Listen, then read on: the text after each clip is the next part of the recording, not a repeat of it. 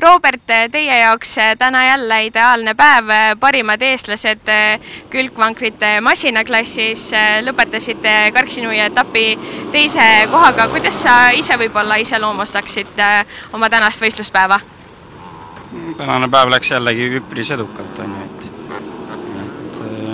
kvalifikatsioon oli natukene nigelam, et oleks võinud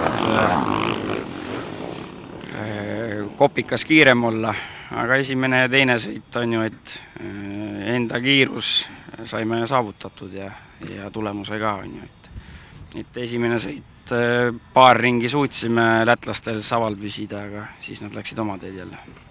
Mille tõttu kvalifikatsioon oli võib-olla kehvem? Eks võib-olla ei saanud nii ruttu uue rajaga, uue Karksi rajaga siis sõbraks kui teised et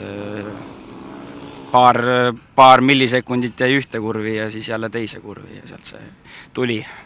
Ma vaatasin et te ikkagi üritasite kvalifikatsioonis seda teist aega saada. No ikka, esimest tahtsime saada, aga esimest ei tulnud, pidime kolmandaga leppima.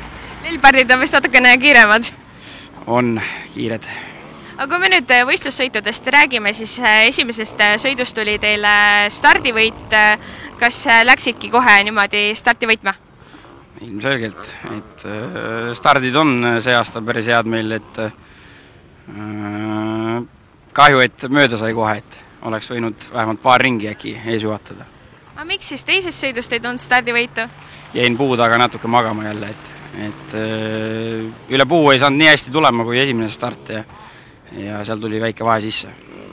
No sõidud kulgesid, saite omas tempos sõita, keegi teid tagant igal juhul ei surunud?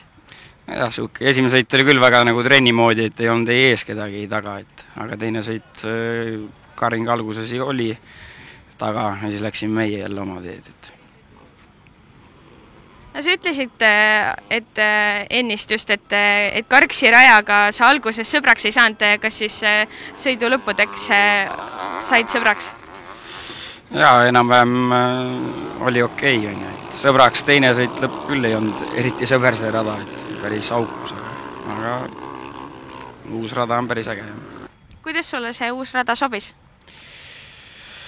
Ta on niisugune kiire, läheb auku, et trenni tegema rohkem selliste radade peale, aga muidu ma arvan, et kindlasti palju parem kui möödunud aastal.